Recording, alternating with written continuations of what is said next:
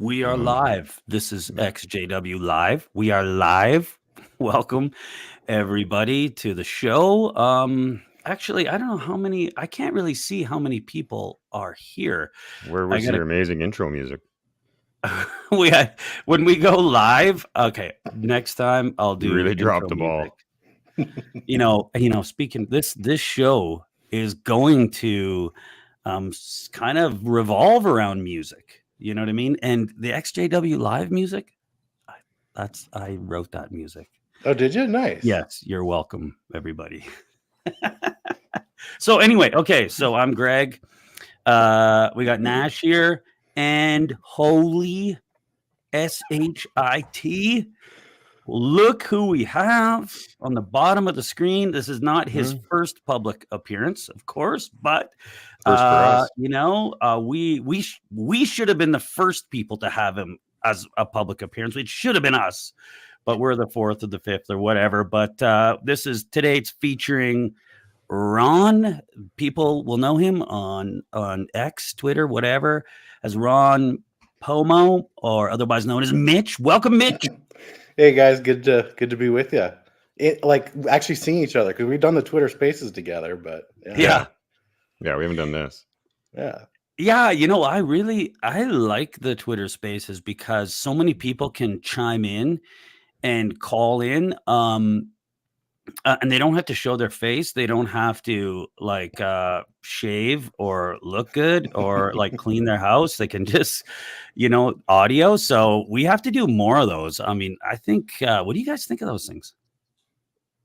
I think they're fun. Yeah. Because people can just listen if they want to listen. And if they want to chime in, it's pretty easy for someone to just click a button and say what's on their mind. Yeah. It's pretty good.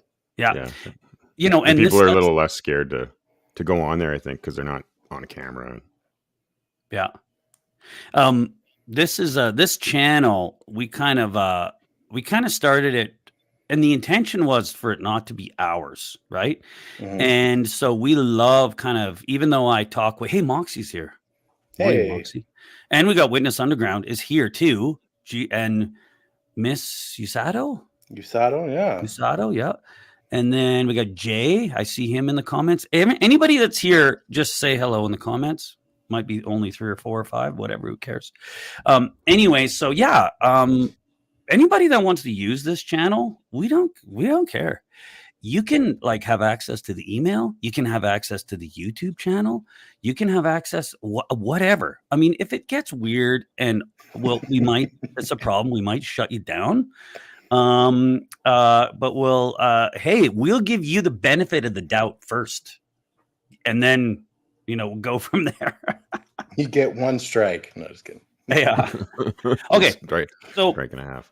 Why are we here today? We are here today because of Witness Underground. They had a Kickstarter campaign, I guess you would call it. You guys interrupt me whenever I say something wrong. That they're trying to give a wide release of the documentary, and so that lasted for 40 days. I guess it was. Is that right? Yeah, about a month or 40 days. I know Scott said something about 40 days yesterday. So yeah. So that just ended. 34 days. There we go. 34 days, and I think it was pretty much a success, wasn't it? They reached their goal of 20,000, and then they kind of got a little bit more. They were hopefully able to give some of the participants some cash. Cash is always good, and so it was a success. Hey? Yeah, it was. So Scott said that's the next plan is to get it distributed. He mentioned that you should be able to watch it in New Zealand, Australia, and USA in libraries soon. And that they're targeting Tubi as their first stream service, so that's where nice. They're looking there. Cool. Okay, so right now, and I guess we should get it out of the way right now. Right now, if you want to watch it, it's on Vimeo. Greg's going to attach the links for that, so you can rent or buy it there. And just because their Kickstarter's over, it doesn't mean that you have to stop supporting them. You can still join their Patreon and still support it to try and get it distributed more widely. Yeah. And later on today, I'm going to actually live. I'm going to become a Patreon member. So we're going to share the screen. I'm going to show you how to do it. I'm going to pull out the credit card. Hopefully it doesn't get rejected. Yeah, is everyone going to get Greg's credit card information live? I hope it gets declined. This is EXJW-Live. We share everything. We even share credit card information. Okay. Okay. So let's share the screen. Hopefully my GPU doesn't crash here. We're going to show the preview of Witness Underground so everybody can see it. Okay, so let's do it here. Watch Witness Underground. Was that it? Yeah, I think that's it. Here we go. Okay, we're going to full screen this here. Everybody ready? Here we go. I'm going to mute my mic. Hi, I'm Rhett Sutter, and I'm doing a demonstration tape on the modern audio equipment that our studio has, just in case you want to come and record in our modern studio.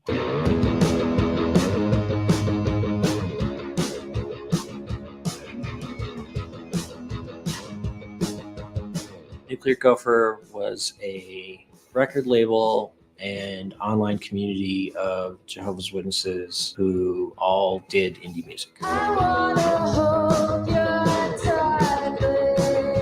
It just blew up, but it all stayed in these weird little bounds. Witnesses can listen to music. It's not like a Footloose situation where like the preacher's like, no music ever, but stuff is frowned upon. You need to really beware of that disco beat, because that disco beat invites the demons. This is not inviting the demons. It's Lionel Richie. They think that any moment now, God is going to destroy the world. At 17, I basically thought to myself, what am I doing? Is this how I want to live my life? Like, do I even believe this? If they just treated people all right and had some kooky beliefs, I could totally live with it. But friends who committed suicide because they're gay and they're a witness, everything just changed. Music was my savior at that point. The moment people started taking it seriously is the moment that someone would start to, well, maybe we shouldn't be doing this. We started talking, and she's like, well, so if we split up, would you still be a witness? What I actually said was, no, I don't believe any of it anymore. And I never saw her again. Your wife. Yeah, I never physically saw her again. It was an orphan, hidden fist fight. Nuclear Gopher was very special. It created a space for people to be eccentric and creative, and also as healthy as you could be in that culture. And while it lasted, it was like the best.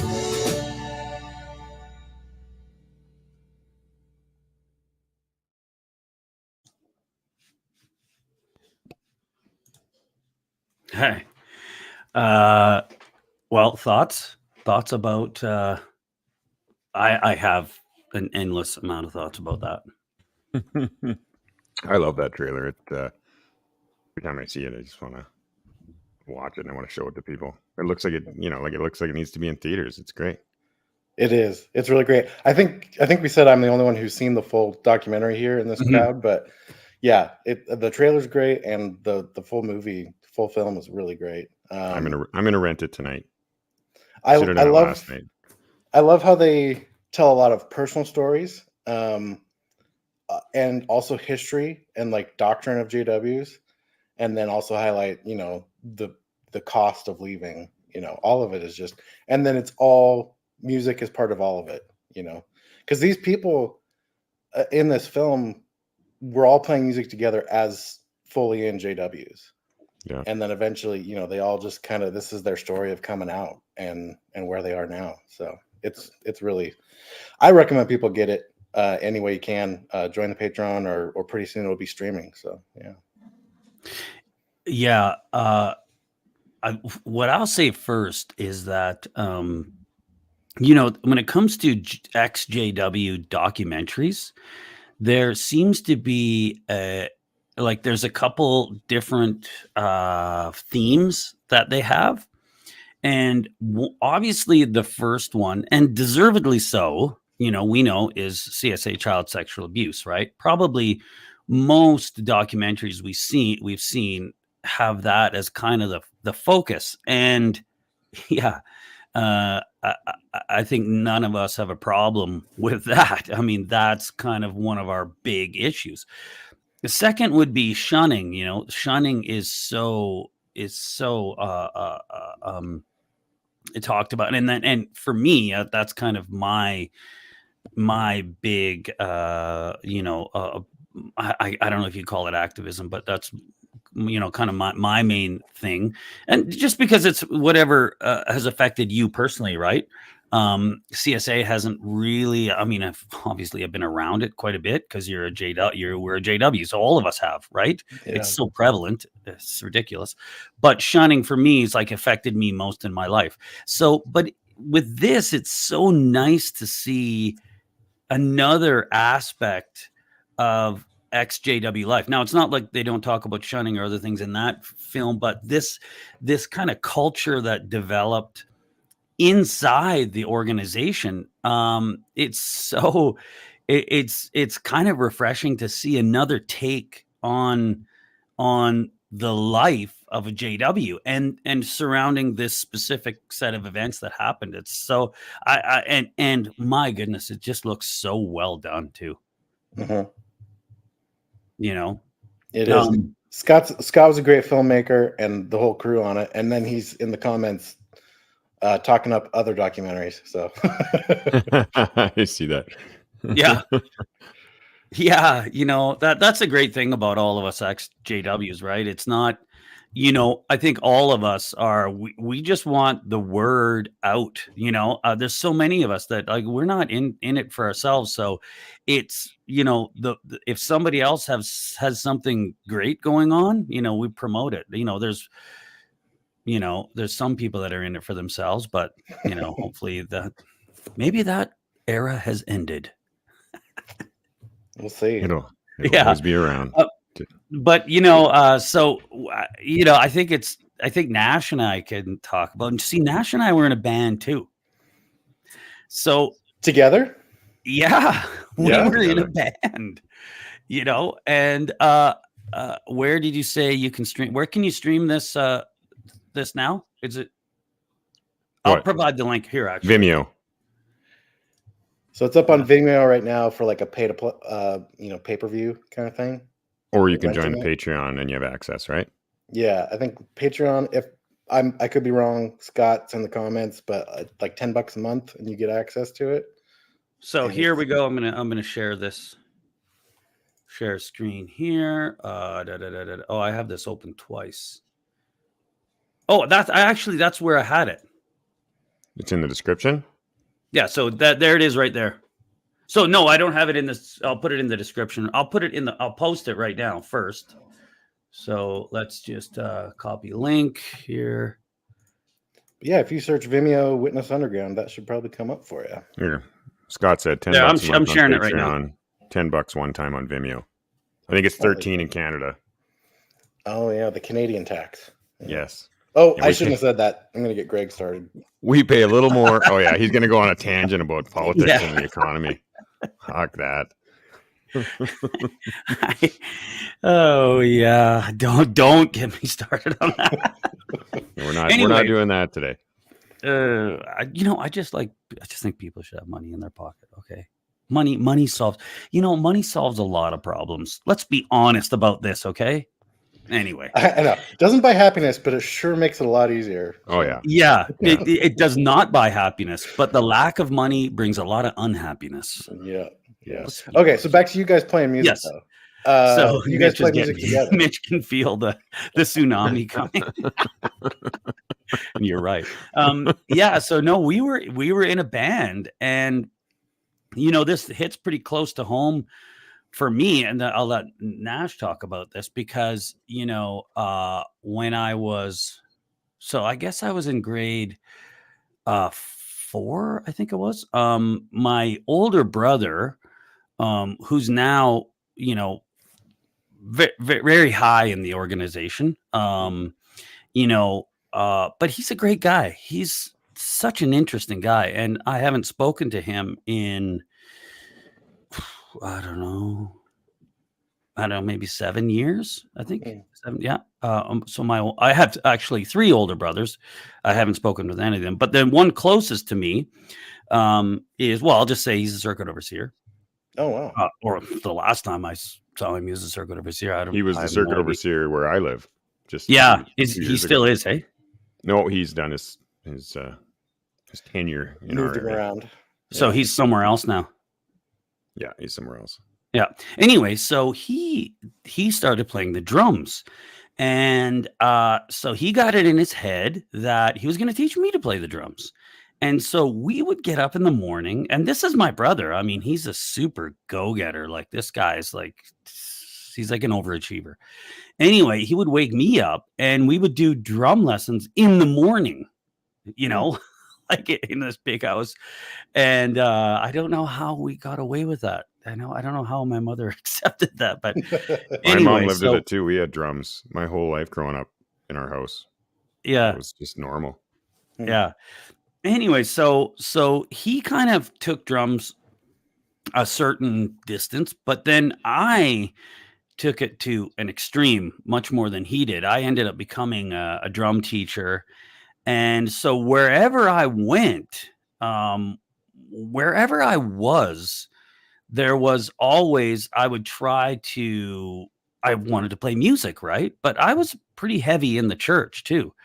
You know, like I said on Twitter the other day, like, I was a true believer. I like really believe. So I for my whole life, I had this issue with being like really good. I was really into, I don't want to give the impression I was actually that good, because I'm kind of mediocre, I would say, in music, but I loved it so much. Right. Yeah. And so in high school, I was super into it. And so I kind of had that, I would play music in high school, but also I was playing with a bunch of JW people, and we had bands. And then so later on in life, I ended up moving to Grand Prairie, and we started a band up there. And this was with Nash. You know, I played guitar, Nash. So I started with drums, but ended up playing other instruments as well, like a lot of drummers. Yeah. So Nash and I were in a band. And we had, I think him and I were both ministerial servants at the time. We had an elder in our band, believe it or not, who played the bass. Great guy, who I haven't talked to in many, many years. And then 1 or 2 other people would make appearances. So we played like weddings and all kinds of, you know, whatever chance we got. So, and then I ended up moving back to BC, and that was when it really took off. Like, I was in a band and we did covers, and then I got together, and this is one thing, like, there's so many talented people in the Witnesses, right? So many talented people. I got playing with another guy who was like, I was good enough to be like local, well-known. Like, let's say I wasn't a Witness. I think I would be like locally known as a Witness. But I got together with this guy, and I hope he sees this one day, because he was like my best friend for a while. This guy was like legit talent here, who was a real songwriter, virtuoso on the guitar. And we actually wrote a whole album and recorded of original material and recorded it. And, but the funny thing is, you're still a Witness, and he's now an elder. And, you know, we had this like thing where it's like, we're trying to be musicians, but we're still believers in the organization. It's so weird, you know, and we would actually play gigs. Like, we actually did a few bars, you know, and we would do it out of town. So not very many people knew about it. So we didn't really get in that much trouble. And so, you know, so we did that. And it was actually when I was in that band that I started to wake up. And I was really open with this best friend of mine about my kind of my awakening. And I would talk to him quite a lot about it. And I was going through like this, like, well, you guys have all been through it. Like, you know, this kind of like a waking up, and you're just going, you feel like you're going insane for a while. And I would talk to him about it regularly. And then finally it came to a point where he said, we have to break the band up because I feel like we are, what I think he's unevenly or yoked with an unbeliever or something. I know that's kind of mainly attributed to like wives, you know what I mean? But basically Sure. he's saying, I don't want to have anything to do with this person because the way I would speak was like, I was like an unbeliever. Right. So, so I don't know, maybe the music just like this, maybe the music had something to do with it all, you know, what we were doing that. I don't know, So did he say he wanted to break up the band because you were having doubts or 100%. because you guys were getting comfortable playing in the world? Yeah, no, so the music, we would be playing music and we're writing all our own stuff. And this thing was happening to me on the side where I was just started. And as actually, it was him that's I attribute to starting my waking up process. And because it was this guy that said to me, and I hope he hears this, and I've said this before. He said to me one day, he goes, you know, me and my wife, we have a real problem with the organization that they didn't allow us to go to university. And, so many of us are window washers and yada, yada, yada. And I had heard this before, but never this like kind of direct criticism of the Watchtower. And I remember like a day or two later, I went home, obviously, but a day or two later, I'm thinking about this. And it was the first time I allowed myself to be critical of the Watchtower. Mm-hmm. And he did that. It was his words that got into my head that somehow found the cracks in the cult thinking. Yeah. And I allowed myself for the first time to be critical of the Watchtower. Mm-hmm. And then the cards started to fall. Okay, I'm critical of that. Well, what else am I critical of? I'm critical of this, critical of that. I started asking questions. Yeah. Then the house of cards fell, over a period of a month. Scott asked a good question there. He said, do you think the music or creative expression had something to do with free thinking? I don't know. Like it was such a weird time for me. You have this wall in your brain, right? You have this like impenetrable thing you have that protects you and keeps you in this cult way of thinking. And so I describe it to people like, I don't know what happened. I feel like I didn't do it myself. You know what I mean? And so was that part of it? Probably. But it's just, what is the thing that, like, because we've all talked to our family members when we were allowed to talk to our family members, right? When we were waking up, we probably a lot of us had conversations with close friends or family members where you confide in. Maybe you didn't do this, but I did, where I confided in. Okay, I'm having problems with this. I'm having problems with that. What am I going to do? And what are your and that didn't have any effect on them. They didn't wake up.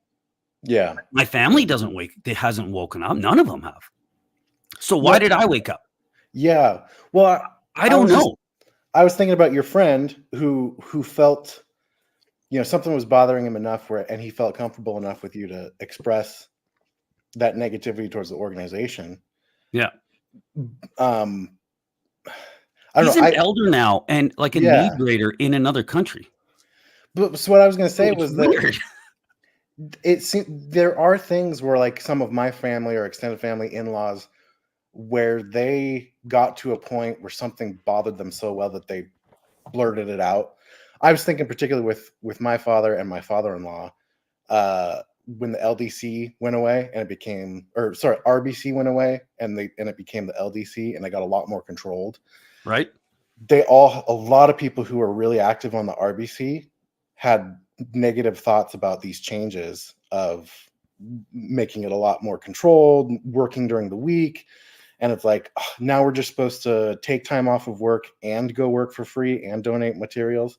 And so that was a thing with them where they allowed a negative thought to be expressed. but then, me thinking about those things that they brought up later is like, oh yeah, that's true, but it's like they have this switch where it's like, okay, well, I expressed that negative thought, but I'm not going to go any further. And for some people, it's like they can just shut it off and they don't cross a mental line. Some of us just keep going. So, I don't know. I know I totally relate to that, because I think I mean, I had my little, I don't know if everybody's like this, but you have like little cheats in your witness personality growing up. I think growing up in it, so I had 5 brothers, and some of them were into skateboarding, and they listened to, some pretty risky music as far as the witnesses are concerned. Yeah. And so for us, like, music was always, that was one where we always had to hide CDs from our dad. Oh, yeah. And we listened, like, I still do. I listened to lots of like White Zombie and like Suicidal Tendencies and all kinds of, whatever music that the witnesses would hate. My 9 Inch Nails and all of those. My brother was really into Skinny Puppy, and so we had to hide all that stuff. But for some reason, that never, I never, like, I knew that it was wrong, per se, but it never stopped me. I never felt like this is like something awful I need to hate myself about. But no matter what, when things happen, I never, like, if it came down to it, I would never argue or have a doubt about the religion itself. Like, if somebody brought up a doubt or had a complaint about the elders or the society or a teaching or something, I immediately went on the defense. Yeah. It was like I had this thing in my brain that just snapped. It was like, nope, we don't do that. You can kind of do other things, because that's just weakness or whatever it is, but you never doubt. And I remember getting like angry about it. And I don't understand, what I mean, it's cognitive dissonance, obviously, but sure. But that's the way I felt. And then once I left and everything's gone, I've kind of seen that same reaction in a few believing witnesses about me, like some real angry exchanges, just out of nowhere. And I feel like it's that same defensiveness over their beliefs that they just refuse to question. Yeah. Yeah. I we can't underestimate the power of what's happening psychologically in this organization. And, I'm not a psychologist. I'm not a neuroscientist. I don't know what the heck is going on because we all had this cognitive dissonance in our head. Like, I walked out of Lord of the Rings in the theater, right? And we just watched it last night, and I told my wife now, and she goes, "Oh, so you never watched Lord of the Rings till you left." I'm like, No, I watched it at home. You know what I mean? Like, I was totally cool watching it at home, but it was because it was in the theater and other people were watching. Were you with a group of other witnesses? No. We were just in public. And so we left, but I was also, when I left, I was also thinking, this is the first one when it first came out. This is the greatest movie I've ever seen in my life. It was like awesome. Yeah. But I left because I walked out, because I was a ministerial servant at the time. And our circuit overseer, you remember him, Nash. Sometimes you get the cool circuit overseers, and sometimes you get the dick ones. Anyway, this guy was he actually spoke about Lord of the Rings specifically in the elder and ministerial servant meetings. Oh yeah, he talked about it. And self-policing. Yeah, totally. Oh, so I got a Lord of the Rings circuit overseer story. It's not my story. Yeah, let's hear it. One of the last times I hung out with someone who I thought was a good friend, an elder over on the west side of Washington, he was telling us, like, just this, to him it was this outrageous story, because he's a pretty self-righteous elder family that runs a congregation. And he was like, you would not believe our new circuit overseer. We were having drinks with him, like, after a elders meeting or something. They just kind of had a few people over for dinner and beers or whatever. And their circuit overseer starts talking about Lord of the Rings and how it's his favorite series of movies. Like, no way. These are my absolute favorite books and movies. And the elders are like, what the fuck? What are we do we gotta like report this? Like, it was so foreign to them. Like, I cannot believe that this circuit overseer is telling us this thing right now. Yeah. So yeah. Well, when you think of it, J.R.R. Tolkien was a hardcore Christian. Yeah. Like, so it's a difficult one for Christians because Lord of the Rings is a very oversimplified view of like good and bad. You have the bad people and the good people, right? And religious kind of way of, I mean, there's obviously more sophisticated religious ways of thinking out there. You know, I'm just talking about the classic kind of fundamentalist way of thinking. It's JW thinking is you have the good and the bad. You know, this good, this bad, whereas in reality things are a little bit more not so black and white, right? So in a way, you know, Lord of the Rings is kind of it is kind of a Christian, has a lot of Christian mentality there. I can see that. So I watched them for the very first time 2 months ago. Like, I still haven't seen them. What? Yeah. I hadn't seen them. I had seen parts of a couple of them. Like my older sister's first husband never liked the guy, and I was still a teenager at the time, but he was watching Lord of the Rings, and I was like, this makes me uncomfortable, guys. Like, I can't watch this stuff. And it was just like, made him turn it off, you know. And I'd never seen it since. And my wife and I watched all three of them, and she'd seen them all, you know. What did you like them? I liked them. We watched the extended version, so it was like, you know, 8 hours or 9 hours of movies or whatever, but it was good. Yeah. I liked them. Yeah. Well, it's not life-changing for me. I'm not a huge yeah. Well, I wouldn't say it's life-changing either. It's not like it was the Matrix. Some people are like really into Matrix. No, I really like, I'm like a total nerd. When I was a kid, I would read, you know, I was a musician, so you would think I'd be cool, but I wasn't cool at all. I'm a complete nerd, and I loved fantasy. You know, like I remember when I was a kid, I was read the Shannara series, and so I was like super into fantasy. And one of my teachers in elementary school read The Hobbit to us out loud, like it would be like a half hour a day or something.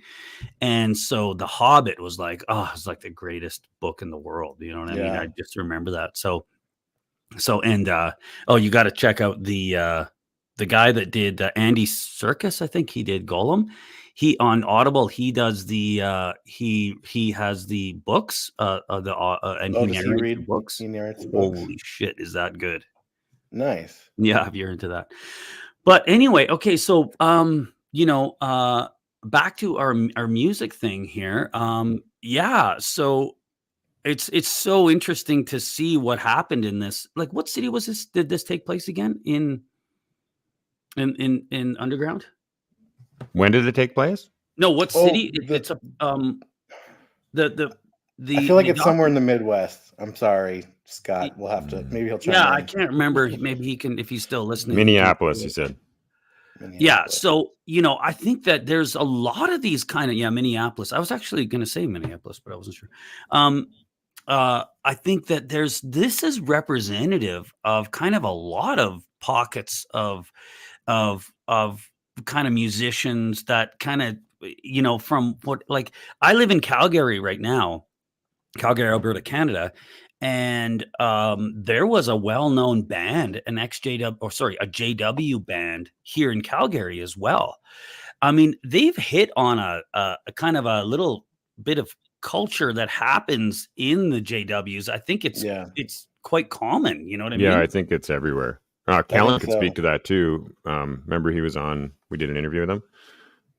Like, he's a real musical guy too, and was always kind of in bands as, you know, JW bands. Yeah. And they were always trying to write their own music, and they would go for a bit and then it would break up because somebody would get, you know, whatever, real witnessy and something was bad or whatever. Right.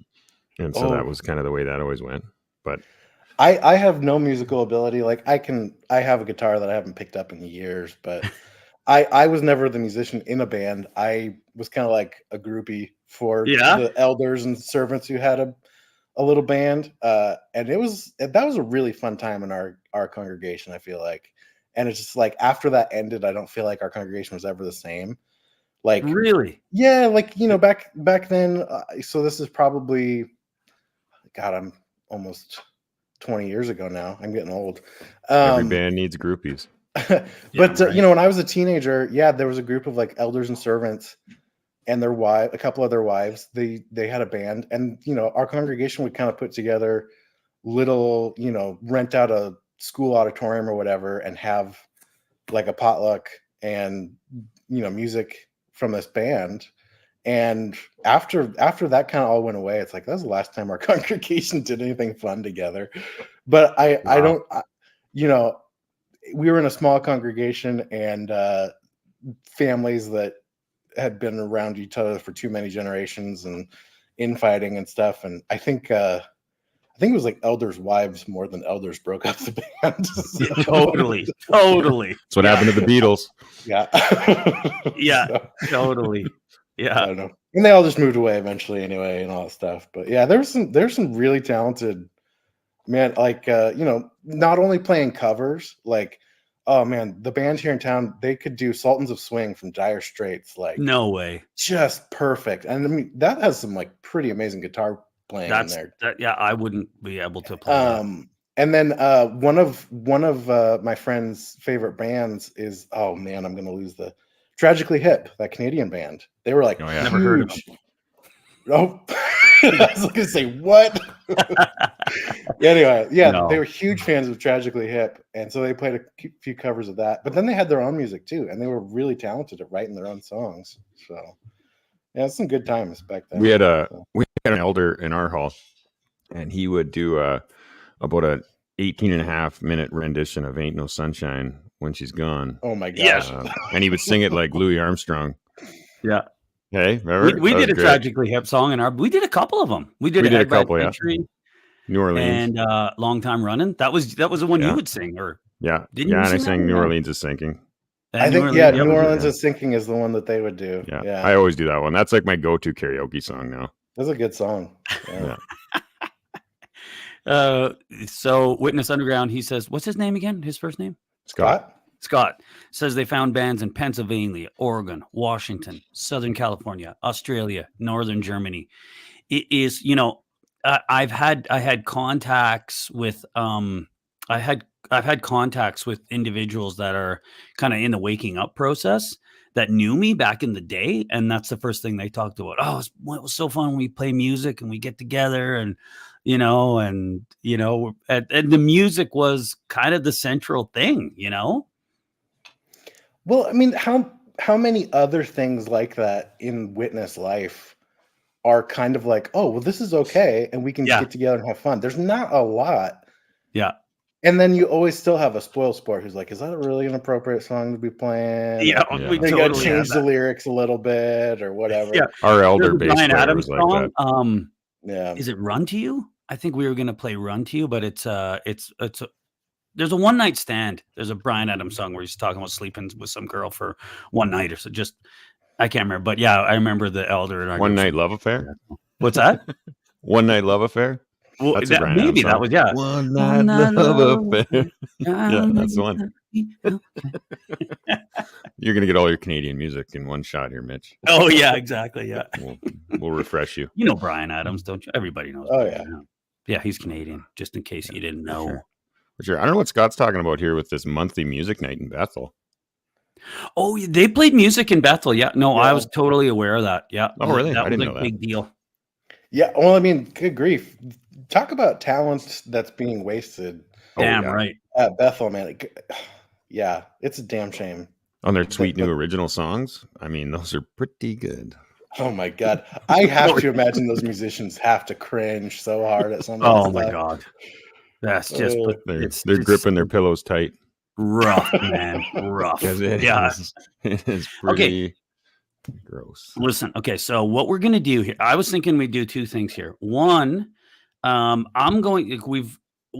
don't want this to go 2 hours, right? So these live streams that are just nuts. So I'm going to share the screen here, And I said I'm going to become a Patreon online here. So we're going to do that. And then, unless you guys have other ideas, Mitch has not really had a chance to kind of go into more detail. Now, I didn't put this in the heading of the live stream because I didn't know that this It's is like where a hidden gem. The hidden gem, yes. We're going to go into his story. So why don't I'm going to share the screen, and then obviously I'll pull the screen off when I'm putting my credit card information on there. We don't have an EXJW-Live credit card yet. We're working on it. Okay, it's with the t-shirts. Yeah, and when we get one, everybody, any EXJW-Live, any EXJW can use the credit card. Well, there's your incentive to join. Yeah, right there. And it has an unlimited. It's a prepaid card that's loaded with like $5 or something. You know? No, it'll be unlimited. You can pay your mortgage with it. You can do whatever you want with this. Are you our secret benefactor for the XJW community now? Yeah. Yes. Yeah. So stay tuned for this credit card because it's coming, and you can count on it. Does it have your logo on it and everything? It's everything. Yeah. Yeah. Cool. It's like an Elon Musk prediction of when something's it's coming. Okay. But it'll probably be never. We'll get that Tesla Roadster any day now. Yeah, any day now. Okay, so why don't we do? Does that sound like we'll share the screen for a minute, and you can see me becoming a Patreon member. And then while we're doing that, Mitch, why don't you kind of take the floor here? Like we'd like to hear a little bit about you and what's up with you recently. Maybe a little bit more of your story. Sound good? Okay. You just want me to talk over you? Is that what you're saying? Yeah, just do it. Okay. You're kind of a narrator. There was one like kind of newer thing I wanted to share that I tweeted about, and I put it on my Instagram. But I got an email this week from the Open Minds Foundation. They got a little newsletter you can sign up for. And their sister website is Shunning as a Crime. So this email said that new research project on the harmful effects of mandated shunning. Expert researcher Dr. Savin, Bapir Tardy, sorry if I butchered the names, of the University of Roehampton, London, and her associate Dr. Wendy Grendel have agreed to conduct a robust quantitative and qualitative research project to determine the harmful effects of mandated shunning. The study will feature at least 1,000 interviews to establish a baseline, and the focus will be on the coercive control and human rights violations related to mandated shunning. Dr. Savin has agreed to work with the Shunning as a Crime project team and the Open Minds Foundation to collect data from former members of several high-control religious, political, and social groups like Jehovah's Witnesses, Scientologists, ultra-Orthodox Jews, Exclusive Brethren, and QAnon. Because of the size of this project, Dr. Savin also expects to collaborate with several universities and research experts from around the world. Join our global campaign to help set legal precedents that make mandated shunning a violation of human rights and to expose the harm of organized ostracism. And so you can go right now and help that project by going to shunningasacrime.com/survey, I think it is, or there's a button right at the front of their page. Yeah. And everyone should go do that, because it'll help them with their data right now, and hopefully we'll get some more information about that study coming up. So, that would be wonderful. Yeah, we need to get some awareness about that, because it's people don't realize what a giant issue it is. They just kind of say, oh, that's too bad, that's religion. And I don't think people really understand how the degree to which Jehovah's Witnesses shun. Like, I think when you tell them nobody talks to me anymore, or my family doesn't talk to me, most people will just kind of brush it off like, oh yeah, they don't talk to him as much, but they don't realize it's like you're done. Not like you're dead, like you don't exist. Yeah. Like we'll look through you if you say hi to us or something, Yeah. Hey Rachel, just want to say hi there in the chat. The shunning thing is really a foundation. Like, it's their control mechanism for all the other problems, really. The fact that you can get shunned for taking a blood transfusion. You know, people don't realize that there is coercion behind that blood doctrine of people letting themselves die or letting their kids die. It's like they also face mandated shunning if they don't follow through with that. Yep. Also the shunning of victims of CSA or whatever. You know, these are it's one of the core problems, you know, of this organization. So anyway, did you become a Patreon? I have become a Patreon. So I don't mean to be for this to be a pat on the back for me. It's actually, I'm kind of embarrassed because I actually was kind of late to the game on the underground, the Witness Underground thing. So I'm just kind of doing I have all these like musician stories of being about Witness. So I'm just trying to make up for my getting lost in my own life and forgetting about. Well, I think you're gonna enjoy watching it now that you will have access to it. It's a great film. Yeah. Yeah. So I am a member now. So let's I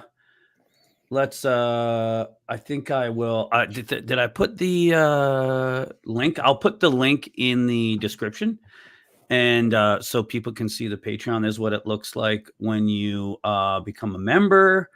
So so become a member. This is, you know, we should all try to give to charity of some sort, you know what I mean?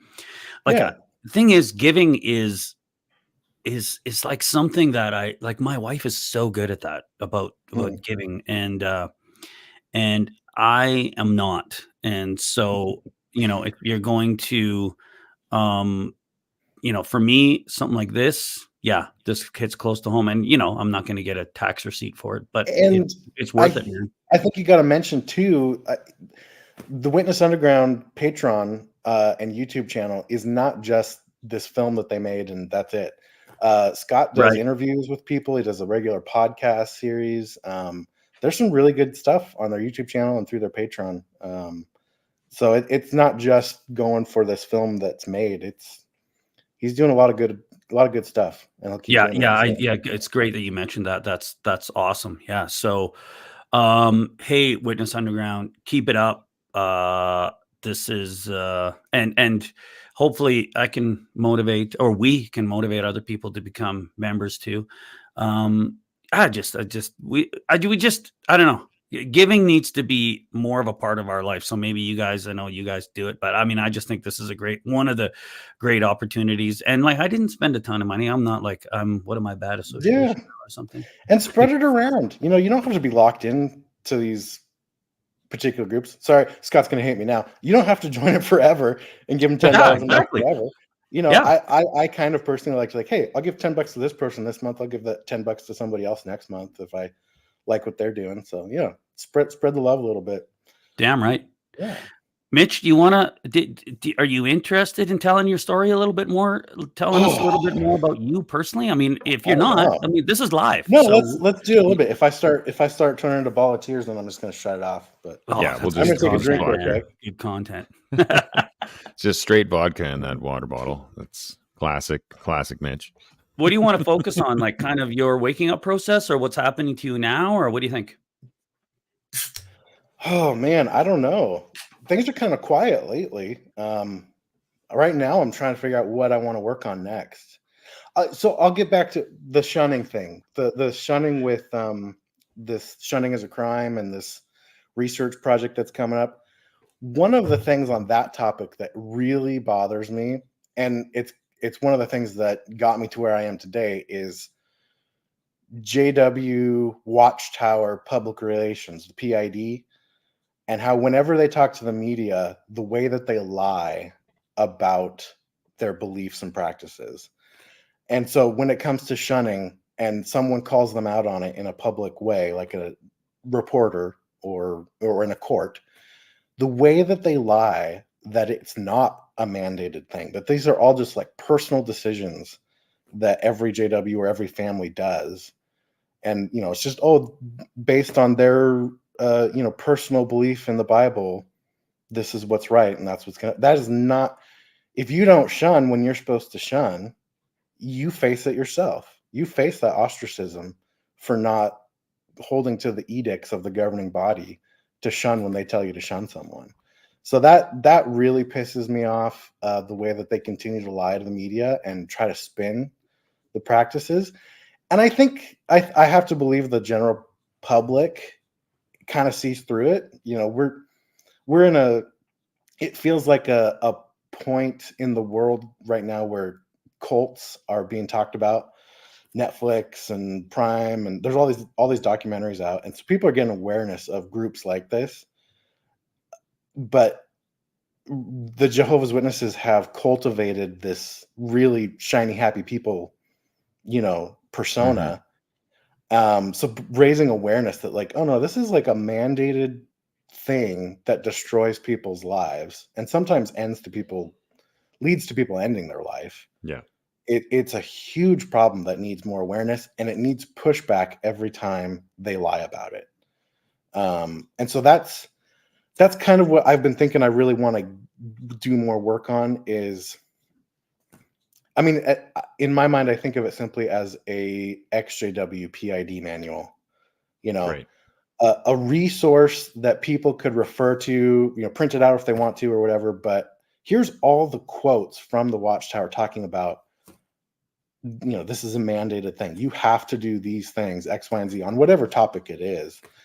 But get that in the hands of journalists or other ex-witnesses when they want to counteract the spin that's coming from Watchtower. Because it's really hard. It's really hard to just wing it if you don't have something to refer to. But man, if you had like a document where you could refer, oh, we're talking about shunning, or oh, we're talking about CSA, and just go to the quotes from the Watchtower, I would really love. I think that is a fantastic idea. So I'm gonna, have this kind of compiled document, because we all know they lie, right? Yeah. And there's been YouTube videos that have done where, okay, you show the testimony in the Canadian Supreme Court, and then you show video of something but to have some sort of thing, some sort of brochure, some sort of document, PDF, whatever, that we can just immediately refer to. Yeah. To like show, okay, yes, they said this. This is the truth that they teach. This is what they teach their members, and have that I think that's an awesome project. And it could be what I envision is like the most hot button topics that they do get confronted about in the media and then lie about, like in the last year or 2 years, Hendricks went on and got called out for, like, do witnesses have to marry only witnesses? And he lied. He's like, oh no, they can, you can marry whoever you want. And he made it sound like there's no consequences, where we know there are consequences. You'll get a marking talk. If your elder dad supported a wedding to a worldly guy, he's going to get removed for attending that wedding, or there's going to be consequences for family, even if they're just like supporting you dating someone that's not a JW. So that's an example of a lie. My brain just lost another one, but those topics where they do get called out and then they spin, it's really, really frustrating. Oh, blood transfusions are another one lately, where they say, oh no, that's a personal decision. It's like, no, it's not. What's going to happen to you if you willingly accept it? Oh, college, they get called out on do you prevent members from going to university? They freaking lie about it, because they'll say in newspapers, oh no, that's a personal decision. We don't discourage people from doing that. And then they'll have a video internally talking about removing an elder for letting his daughters go to college. So having links to those like internal secret documents or video clips is what I want to make part of it, so they can see the evidence. Well, they constantly say it's a personal decision all the time about everything, but they leave out the consequences, right? Murder is a personal decision. Right. But you're gonna go to jail for life. That's it's and a resource ridiculous. Like that, it makes it easy. I have been in situations where I'm dealing with the Watchtower legally, and it would be nice to have a resource there where you can just show, okay, they're saying this, Yeah, it's like a journalist press kit. They're saying this. Organized by topic, different tabs for different subjects or whatever. Yeah. But this, here you go. Here's the links to all what they say, so you can just simply prove that they lied. I mean, they lied to the Canadian Supreme Court. Yeah. Like directly. Randy's here in the comments. Hi, Randy. Yeah, Randy's here. And the thing is, like, we've been in, like, I don't know. Anyway, been involved with people where the Watchtower has referred to that Supreme Court case. They've referred to their case that they won, and they have said, lying. "See, we didn't lie. We won the court case."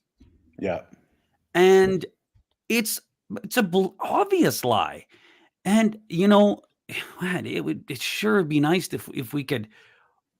I don't know if you can call that perjury. I don't know, probably Randy will say something there, but it's like, they just get away with this. So I think a resource like that you're talking about there, that'd be awesome, because I probably would have used that in the last few years. And there's going to be other witnesses that come along, other witnesses that wake up, that decide, I'm going to take this to court, I'm going to take that to court, I'm going to take this to the Human Rights Commission, to the UN, whatever.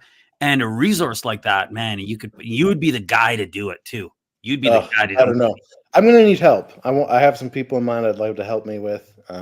So, it'll be a thing that'll just grow over time, I think, if I can just sit down and get started on it. So it must be something to have a group of people so under your control that you can unashamedly lie in a Supreme Court, in a Royal Commission, in all these places, in the press, and know that they won't even blink an eye. Most of them won't even see it. Most of them won't even watch it. They'll just assume Jehovah's got it all under control. All fine. And when one of us apostates brings it up, we're liars. So it's not true. Like that, I can't. It's crazy to me that such a large group can do that. And they even pack the court sometimes with JWs, and then they lie in front of them. And it's so. I wonder. There's got to be some people who have woken up from doing that, but the cognitive dissonance goes deep, man. It goes deep. It's so crazy. I've sent these. Like, what I was going to say was, what was it? 2 years ago, where they had the convention talks, that one about lying. Mm-hmm. Like, and they go into detail. All the different ways that you can see a liar, and if somebody tells a half truth, that when you omit important details, that is lying, and it's like, that's you. I think Loesch was one of the ones who talked about loving the truth and lying, and I could be mixing it all up, but then he's the biggest liar when he goes and signs an affidavit saying Watchtower's never had control over me, and I've never directed any part of Watchtower. And it's like they unashamedly will lie to courts anywhere, anything. And it's interesting. I haven't been reading like every single document that comes out, but there's still this really big court case going on in Montana. Yeah, that I think is, I think it's fair to describe literally as an abuse ring in a congregation of abusing underage kids. And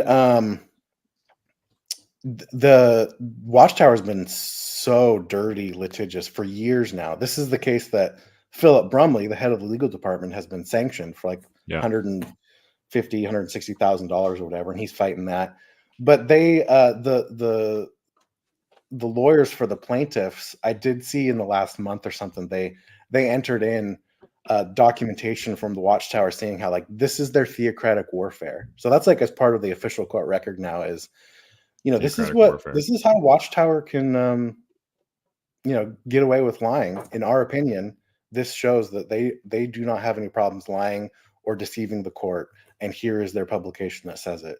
So that was pretty cool to see. I think more of that needs to happen. So. Right, but there's the problem that I brought up before, which is, when they get like in their beliefs about the Great Tribulation, is because the world turns on them for their beliefs, right? So So they are preaching to their members. Are they members? Nope. Whatever. Yeah. They're preaching to their members that, the world is going to turn on us because we're going to stand up for our beliefs, and and then the world is going to come after us. But they're not standing up for their beliefs. No. They just lie about their beliefs. So what the F? Yeah. No, this is like some sort of circular mess that they got going on here what? Every JW kindergartner who turns down a cupcake has more integrity than any of these chuckle fucks at Watchtower headquarters. Sitting down for the anthem. As kids growing up, like that was a part of the thing. Like you had to make a spectacle of yourself to give a witness, to show how strongly you believed in it. And then these assholes get right up in front. And honestly, that's what did it in for me and did for a lot of people was when they saw Jackson lie at the Royal Commission, because I held these guys in such high regard, even though I was out at the time and kind of on my way out to like not believing. When I saw him, I still thought for sure he would take that opportunity, just like I did every chance I could growing up, to make a witness and to stand up, show my conviction. And he just fucking lied, and I couldn't believe it. I couldn't believe it. That was his chance, and that's what you're taught, is to make a witness. When you get a chance on a stage like that, you make a witness, and they just totally. They have, like I said, any JW kid is braver and has more integrity than any of these guys at the top. Absolutely. They will do and say anything to save their own skin and their position and the organization. Yeah. So. Yep, that's right. This is unbelievable. The shit that they pull. Yeah. Like sorry to start cussing and getting fired up, but it's ridiculous. It just really is. Well, what else, Mitch? What else do you want to talk about now that you have the floor? I don't know. What do you guys want to know? You'll have to ask me something. So. Well, I don't know. You've been so secretive about everything. I just picture you just kind of in a ghillie suit in the bushes in Washington State, mowing grass and doing what you do. Oh yeah. Well, you're so important on. You're so important on in the Twitter, community for sure. You know what especially. I mean? Yeah. Because I think you're the only guy I have set for notifications. Oh no way! Not the only guy, but you and like maybe two other people. Oh, okay, well that's less exciting. No. It's less exciting. You're top 3. Oh, thanks. I don't know. You just really you kind of follow through with stuff. You know what I mean? Like I've got my business on the side. I got family, and I come and go in the community. I come and go and show up and then gone for a little bit. I am involved in some litigation, but it's really not a lot of work for me. But then you have like the workhorses of the XJW community. And, I would have put Jason in there, and I put you and a few other people, right? Like I don't know, you're like a real rock in the community, and it's awesome. And obviously a person, I don't know if you can do that forever. Maybe you can't. And that's your prerogative. But for now you are. And it's awesome to have you. Yeah. It's appreciated, I think. I appreciate that. I think it's, I've also kind of curated my friend group in the XJW communities too. I'm friendly with everybody. I try to be, I'm happy to give, DM with people or private message and just chat with people going through a hard time. I think it's just, what matters to me is, I was lied to for 34 years. And this whole time we're trained that we have absolute truth and that is what is important. And so when you realize that's not the case, and then I feel this, there's probably this, savior complex or continuing the JW mindset we were raised with, where we got to speak truth to power. Because they create apostates. Yeah. But the things they do. But I feel like truth and facts matter, and there are some objective things that are important to get out there for people to see. And so that's what I really try to do, is just like, I'm not breaking news all the time, but I like to find, I don't know. You give me too much credit. I take what other people are doing and I just share it out so more people see it. Well, it's good, and that's like Larchwood is a huge one too. Yeah, Larchwood is great, and they're always and they're always bringing it. Like lots of times, it's something from like 50 years ago, but if they don't put it up there, I mean, who's going to see it? And so, the best we can do is share that around, because we need to get eyes on some of this stuff. Yes, and So. Well, I think when we're out for a while, we kind of. I know I speak for myself. I kind of take it for granted sometimes that people have seen things, and we got to remember that there are people waking up all the time. Yeah. And this is when they're on YouTube. This is when they're on Twitter. This is when they're looking, and they're just seeing this stuff for the first time. So it doesn't hurt to share and reshare. It is. There's some people on Reddit. I think one of them is Tom something. Sorry, who's on Reddit, but he'll reshare a couple posts and he updates them every once in a while for like those waking up, like shut your mouth, do your research, don't go talking to your family with them, some practical tips for people who are just waking up. Yeah. I've been trying to every, 6 months or 3 months or something, reshare on Instagram and Reddit or on Twitter that, hey, there's a governing body member who left and wrote this book. Here's this book. You can get it for free at this location in PDF, or you can buy it on Amazon. There's people I have good had for you. I've had people respond on Twitter that I've been out for 25 years and I had no idea a governing body member left. No way. Yeah. So it is important to share that stuff.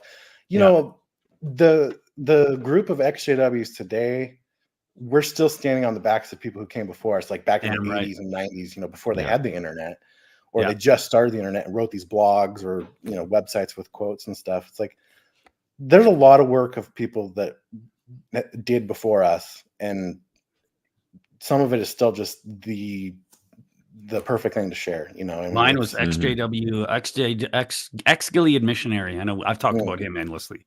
Man, he had some awesome videos. And he's not around anymore, right? So, and he goes. I want to, in the comments, Miss Usato, you got to find her on social media too. She does great posts and writes a lot. She's writing for Avoid JW lately. So yeah. Oh, good. Hey, this is an interesting post by Witness Underground. He's like, what kind of film or other media is working or would be important if it existed to affect change with XJWs or help wake up active members? What do you guys think? Any ideas there? These personal I don't stories. know. It's what motivates people, right? Like your press packet that you're talking about. I think that would be awesome. But when you're trying to affect change, it's these personal stories that are, I don't know, they're so powerful, right? And I think that with Witness Underground, this documentary, it's like you have characters in here. You're looking at real people. Yeah. And I don't know shit. Okay. But if I'm, in my opinion, find like really great personal stories and tell these stories. Yeah. I think that is a gap in the community right now. And nobody please take offense to this, because there are some people still out there doing it. But the high quality interviewers on their YouTube channels to like have new people coming out telling their stories about what woke them up, how they got their entire family out. Mm-hmm. There's kind of a gap right now from when people were doing it more often. I mean, Lloyd was pretty good at that. And a few others were pretty good at it, but I don't know if there's just less people who are wanting to tell their stories right now, or just less decent interviewers doing it. But I feel like it's the latter. I think that I mean, like Wendy Renee, I really enjoyed her channel where she would interview people, but she's kind of taking a step back. She's moving forward in her life, and great for her. I'm really, really happy that she's doing that. But it's also, we're missing that now. But even a documentary that focuses on people's story, somebody's maybe one or two people's stories. Find those stories. Mm-hmm. They're out there. Yeah. Like you could do a documentary. I mean, I think a documentary about Barbara Anderson has been done, but do it like she was in that first. I'm just using that as an example. Her story, right? Yeah. because that's like she's like one of the OGs, right? You know, somebody like that. Like, wouldn't you agree? I would watch a documentary about her. I think that would be a great one. You know what I mean? I do, but I think also we need more. I think we need some recent stories and some relatable stories. Not that she's not relatable, but I mean, I never was a woman in Bethel, so I can't relate. But yeah, there's so many people leaving still that have family stories and have, myself. Like I have kids that are still going with my ex-wife, and people like that are dealing with a lot of different little issues that not everyone is dealing with. But I think the more we get those personal stories out, the more people can, feel some support or feel some solidarity. But I also want to mention, because I don't know if this live chat, if it disappears after, if somebody ends up watching this after the fact, maybe put your ideas in the comments. Yeah, no, it should stick around generally. Yeah. Does it stick around? But add them to the comment section too on the video if you have a good one. Okay. Good suggestion. Okay. That's on Greg. He's the tech guy. Sorry, what was am I supposed to do? Add him in the. Oh no, I'm just saying the live chat that's happening right now stays, but then there's also when the replay happens, there'll be people can add their comments. So yeah. Oh, okay. Yeah. So Mitch. There's lots of ideas for documentaries. I mean, who knows? Maybe one day there'll be a documentary about you, Mitch. I don't know. What was it that I told my thing, that my little thing that got into my head about my waking up? What was it for you? Do you have one specific thing that just like it was that little mosquito that like is buzzing and it got in there and it bit you and now you got bit with the EXJW virus? Yeah, I got one, and it's stupid, but I think it happens all the time. If I had to say that there was one thing that kept irritating me and kept coming up until I finally woke up, it's the beard thing. Oh, it's so stupid. Did you notice how many beards are in the Witness Underground video? Oh yeah, that's awesome. It's so stupid. The badge of but honor. It's a thing. It's one of these unwritten rules. They refuse to write a rule about it, but everyone, at least in North America, I think it's pretty strict in Canada as well. 100%. Yeah, it's not as much anymore, I guess.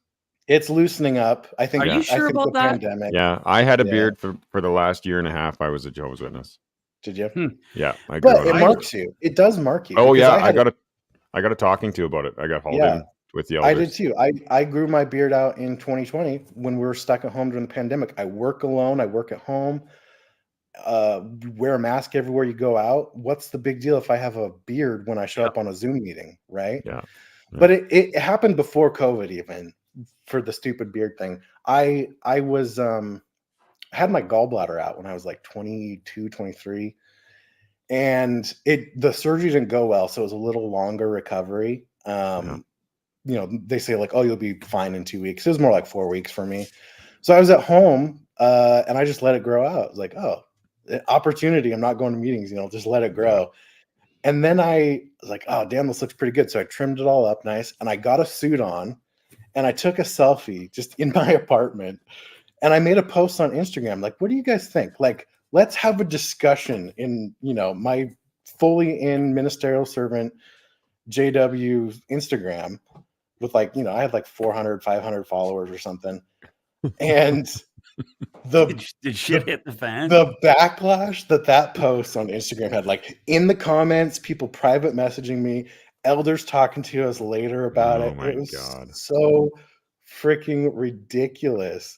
Well, I think that can be a part of waking up, like you said, because I think it gives you a little poke as to how micromanaged you are. Yeah. I think we kind of forget because we fall in line, right? So we go by all these little rules naturally, and there's no blowback. But if you push back on one a little bit and you see the reaction, it's a little bit of a wake up call where you're like, Jesus, these people are controlling everything. So I would talk with my family about how frustrating it was. I was a servant at the time. I ended up being a servant for about 10 years.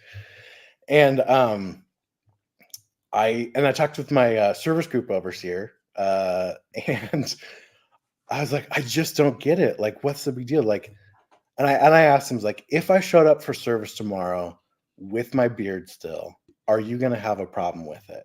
And he's like, I would be uncomfortable if you did. I'm like, fine. I don't want to make you uncomfortable. I shaved. I went out in service the next day, all that stuff.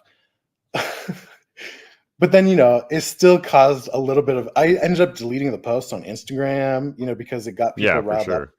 Some of the stupidest comments were, so I was a servant, and I think my mom said, like, well, maybe one day when you're an elder, you can try again and maybe it'll be okay. Like now I know that doesn't make a difference. You become an elder, you're not going to magically be able to grow a beard because you're an elder now. Like that, it doesn't work, because otherwise all these elders would have beards.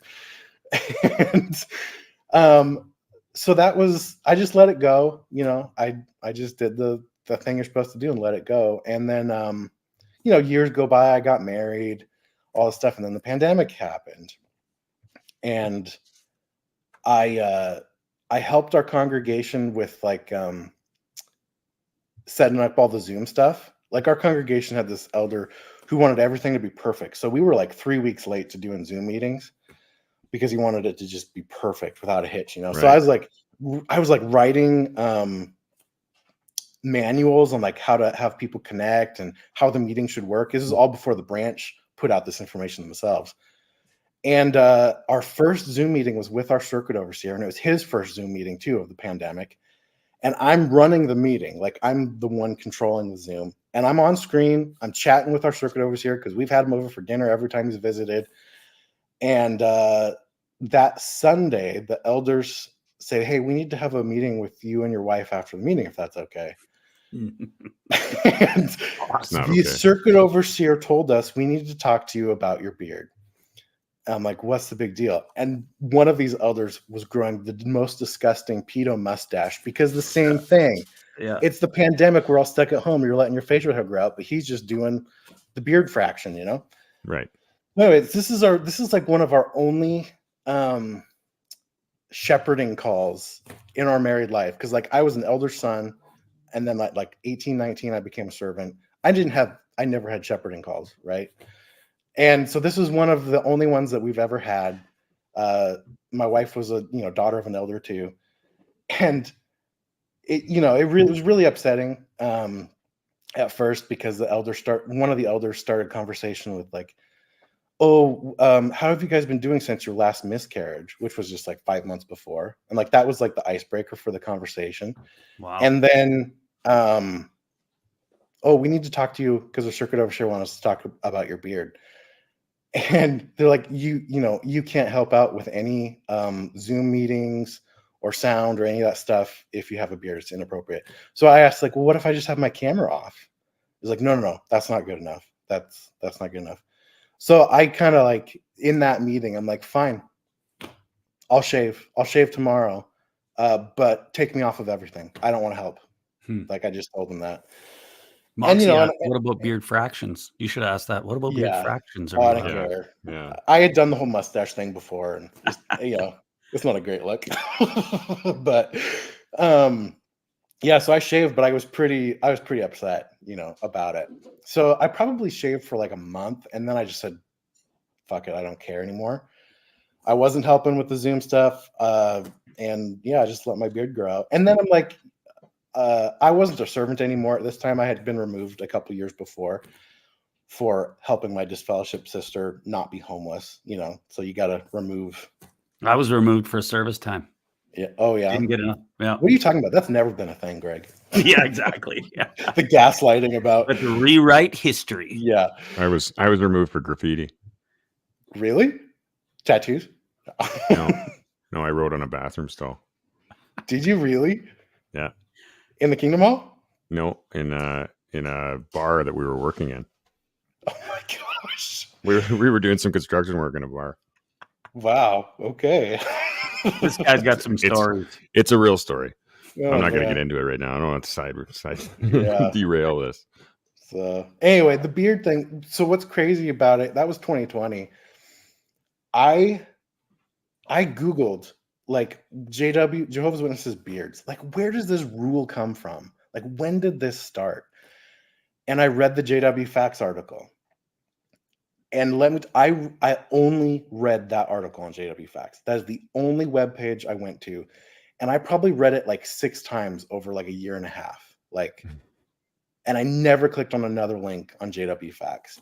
And the beard article is really good. I mean, About Rutherford specifically? It started with Rutherford, like all things. You know, yeah, no, I'm Rutherford, just which article, you know, yeah. So anyway, JW Facts beard article, and eventually I started clicking on other links. It was like it was after I woke up basically that I like, okay, I'm gonna look at the rest of this website, and then like bam, like all of this information's there. It's just crazy. And then to round it all out, when I was invited to judicial committee for doing what I did, which if anybody follows me, you should know, like I leaked some stuff that was embarrassing to Watchtower and pissed some people off. And the spokesman for the United States branch contacted my elders to tell them to disfellowship me because I asked. They figured out who you were. Yeah, they figured out who I was. I probably wasn't as careful as I thought I was, whatever. But when I was invited to that judicial committee, I asked, like, if I don't come, what's going to happen? It was like, oh, well, you know, we'll proceed without you and you'll be disfellowshipped. So, you know, the writing was on the wall, right? Right. But a really good friend of mine, one of the elders that was talking to me, he brought up that post about beards from like 12 years ago as like how that's evidence of like, I've always had this problem of talking about things on social media that I shouldn't be talking about. And it's just like, so I have this pattern, you know, like this has just been a long time coming, and it's super ridiculous. So, did they? You're bad. Sorry, this person that brought this up, was it from their memory or there was it? Yeah, there was a record. I doubt it. I doubt there was a record. I think it was just from his memory because you know we were close and we've been in the same congregation forever. So yeah. So you know, not keeping account of the injury. How's that? Yeah, go? damn right. The Holy Spirit was in full force. Really, you know, I brought up the beard thing too when I was waking up, and a family member of mine was like, "Why are you making such a? This is such a little thing. Why are you making?" But you know, it's like they always put it on you too. Why are you making such a big deal? About gaslight you. It's like this is a you problem.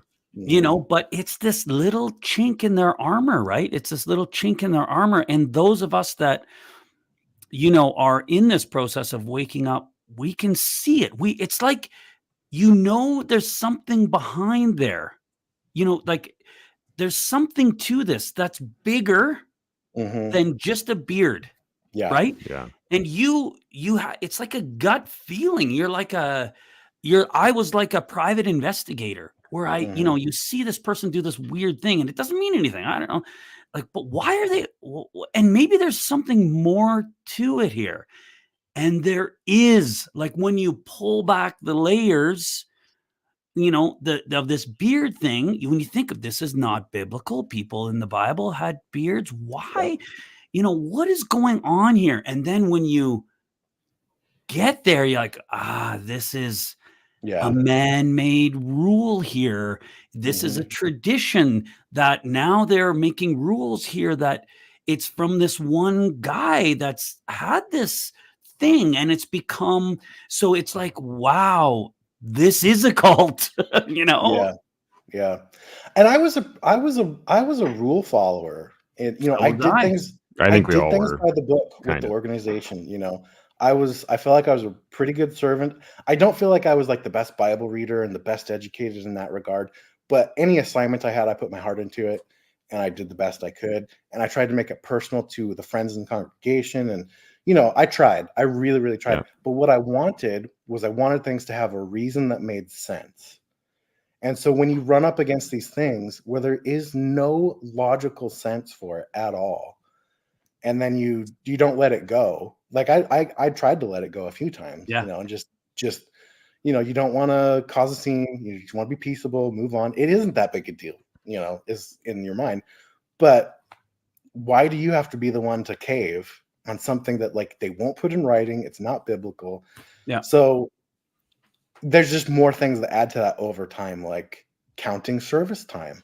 That was one of the things I talked with my family after I had woken up, but I was trying to like kind of feel other people out.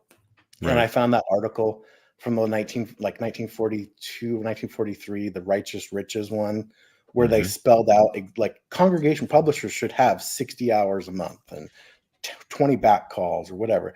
and they said the Lord said this, you know. And it's like, where does this stuff come from?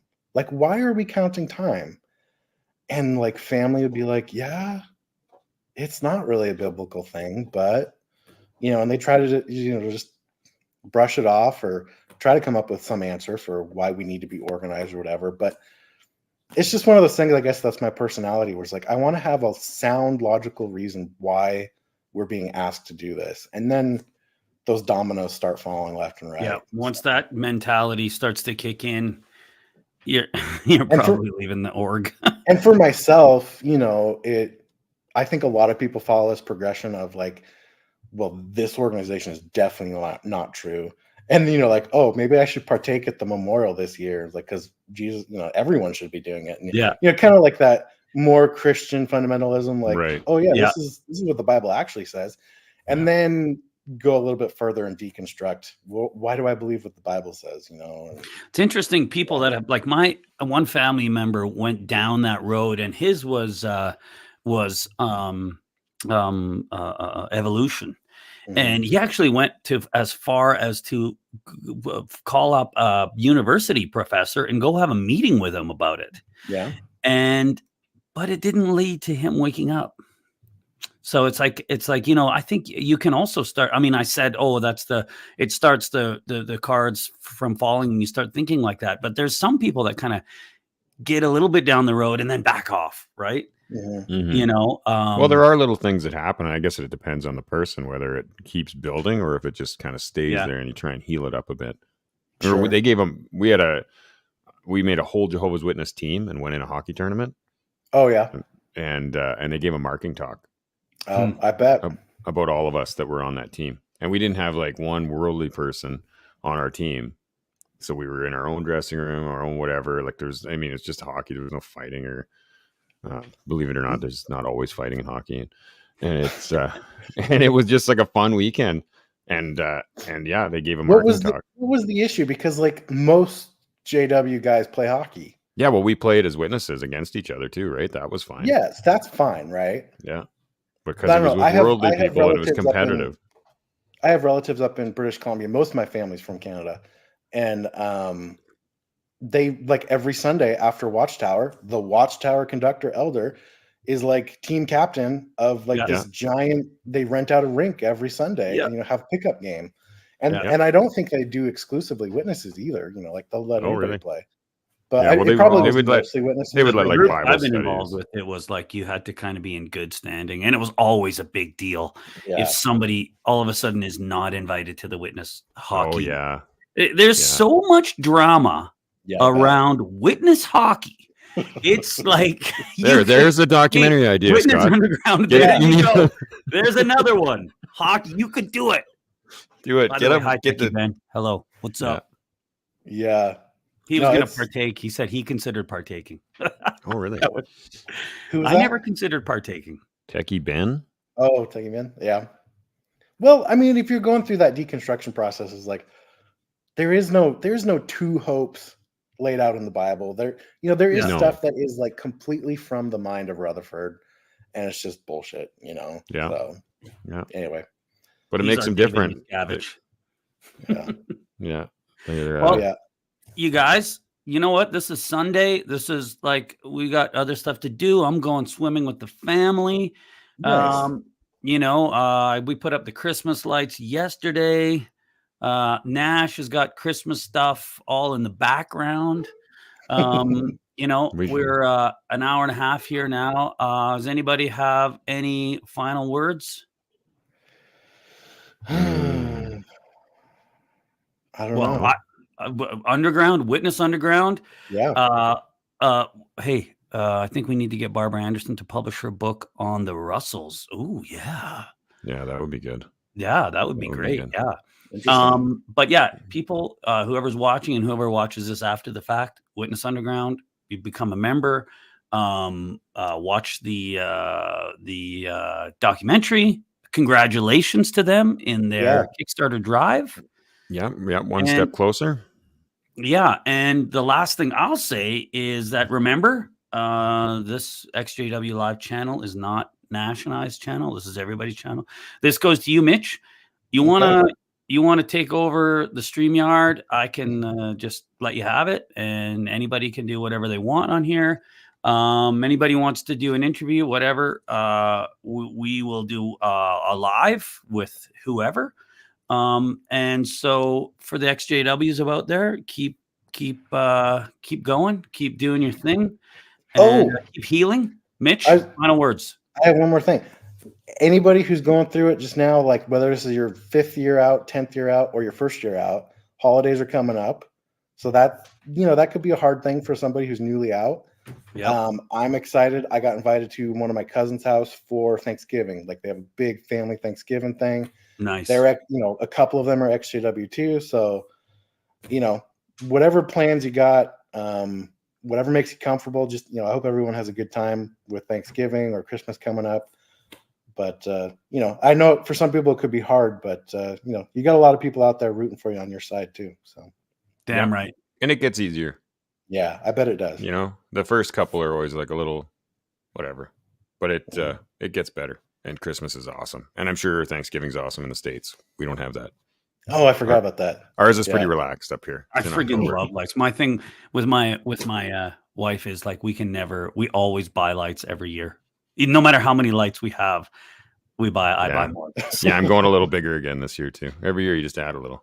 Nice. Oh, Nash he lives in a Norman Rockwell painting, this guy. Like he sends me videos sometimes of his like backyard. I'm like, who are you? Like, what the hell? This is incredible. Awesome. I'm gonna be a light guy. I think I got little string lights that do, you can program the colors, change the colors and stuff. Yeah, and I'm gonna leave them up all year round. Yeah, I can do them for whatever. But that's the little thing so far. I got red, green, and blue lights going right now. So Awesome. Okay, everybody. We're gonna end the stream here. Mitch, Nash, maybe stick around, but everybody, thank you for showing up. Thank you for coming on the channel. I'm serious about people taking over the channel. You just message me on X, say, I want the channel. You can have it. Okay. We never use it. It's like this thing that sits around. It's like this Lamborghini. We never even take it for a drive. Right. So you can have it. I'm not joking about this. It's like an 84 Civic. Okay. It's an 84 Civic. You're right. Okay, everybody. See you later. Have a great Sunday. Witness Underground. Remember, Witness Underground. Congratulations. Go for it. Patreon. Watch the documentary. See you later, guys. Bye.